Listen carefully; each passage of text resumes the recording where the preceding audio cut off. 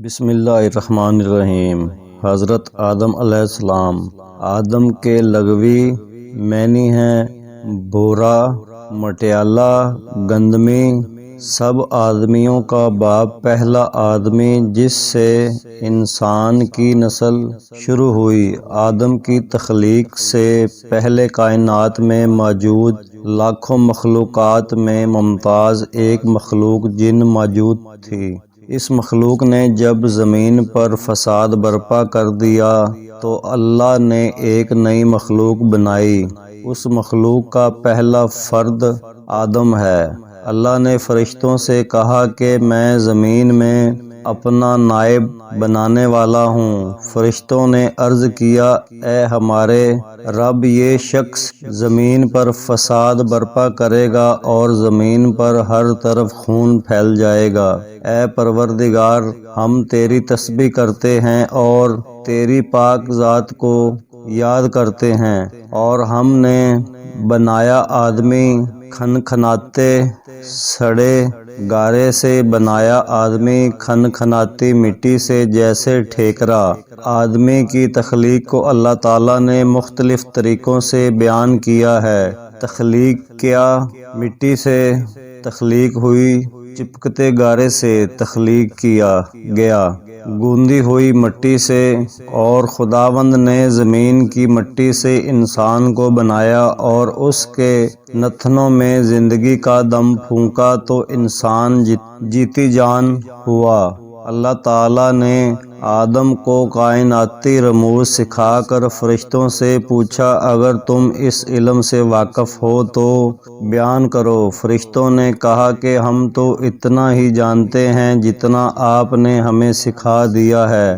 آدم نے علوم بیان کیے تو فرشتوں نے یہ جان لیا کہ اللہ نے آدم کو جو علوم سکھا دیے ہیں وہ ہمیں معلوم نہیں ہیں۔ اللہ تعالیٰ نے فرمایا آدم کو سجدہ کرو، یعنی آدم کی حاکمیت تسلیم کرو، لیکن ابلیس نے سجدہ نہ کیا اور اس نے تکبر کیا۔ فرشتے فطرت مطیع اور فرما بردار ہیں، جبکہ جنات با اختیار مخلوق ہے۔ انسان کی تخلیق سے پہلے یہی با اختیار مخلوق زمین پر آباد تھی۔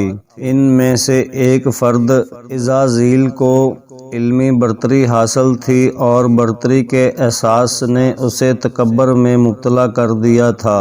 ابلیس بلس اور ابلاس سے مشتق ہے، جس کے معنی رنج و غم، دل شکستہ ہو جانا، مایوسی اور نامراد ہو جانے کی وجہ سے برا فروختہ ہو جانا۔ ابلیس سے جب حکم عدولی کی وجہ پوچھی گئی تو اس نے کہا آپ نے مجھے آگ سے بنایا ہے اور آدم کی تخلیق مٹی سے ہوئی ہے۔ اللہ تعالیٰ نے آدم سے فرمایا اے آدم، تو اور تیری بیوی جنت کی لامحدود کھلی فضا میں رہو اور جہاں سے دل چاہے خوش ہو کر کھاؤ پیو، لیکن اس درخت کے قریب نہ جانا۔ شیطان نے اسی پابندی کو مقصد براری کے لیے استعمال کیا۔ اس نے انہیں باور کرایا کہ میں تمہارا خیر خواہ ہوں، اگر تم اس درخت کے قریب نہ گئے تو جنت میں نہیں رہ سکو گے، اور آدم سے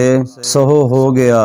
انجیل برناباس کے مطابق حضرت آدم کی پیدائش جب عمل میں آئی تو سب سے پہلے نظر جس تحریر پر پڑی اس کی عبارت یہ تھی لا الہ الا اللہ محمد رسول اللہ۔ پس جب آدم اپنے پیروں پر کھڑا ہوا تو اس نے آسمانوں میں ایک تحریر چمکتی دیکھی جس کی عبارت تھی لا الہ الا اللہ محمد رسول اللہ۔ تب آدم نے اپنا منہ کھولا اور کہا میں تیرا شکر ادا کرتا ہوں اے میرے پروردگار، کیونکہ تو نے مہربانی کی پس مجھے پیدا کیا، لیکن میں تیری منت کرتا ہوں کہ تو مجھے خبر دے کہ ان کلمات کے کیا معنی ہیں۔ تب اللہ نے جواب دیا مرحبا ہے تجھ کو اے میرے بندے آدم، اور میں تجھ سے کہتا ہوں کہ تو پہلا انسان ہے جس کو میں نے پیدا کیا، اور یہ شخص جس کو تو نے دیکھا ہے تیرا ہی بیٹا ہے کہ جو اس وقت کے بہت سے سالوں کے بعد دنیا میں آئے گا اور میرا رسول ہوگا کہ اس کے لیے میں نے سب چیزوں کو پیدا کیا۔ وہ رسول اللہ صلی اللہ علیہ وآلہ وسلم جب دنیا میں آئے گا دنیا کو ایک روشنی بخشے گا۔ یہ وہ نبی ہے کہ اس کی روح آسمانی روشنی میں 60,000 سال قبل اس کے لیے رکھی گئی ہے کہ میں کسی چیز کو پیدا کروں۔ قرآن کریم نے حضرت انسان سے متعلق مثبت اور منفی ہر پہلو کو واضح کر کے انسان کی عظمت کا اعلان کیا ہے اور بتایا ہے کہ انسان کی تخلیق آسان تقویم ہے، اور یہی وجہ ہے کہ وہ پوری کائنات میں تکریم و تعظیم کا مستحق ہے، اور احسن تقویم ہونے کی وجہ سے امانت الہی کا علمبردار ہے۔ امانت الہی حاصل ہونے کے بعد خلیفۃ اللہ کے منصب پر فائز ہے۔ انسان کی پیدائش بے مقصد اور بے نتیجہ نہیں ہے۔ اللہ تعالیٰ نے انسان کو عقل و شعور، بصیرت و دانائی اور فہم و فراست دے کر کائنات میں ممتاز بنا دیا ہے، اور یہی وہ امتیاز ہے جس کی بنا پر وہ برائیوں سے اجتناب اور بھلائی کے اختیار کا مکلف ہے۔ انسان کو پیدا کیا اور پھر راہ دکھلائی، اور پھر ہم نے انسان کو دونوں راستے دکھلا دیے۔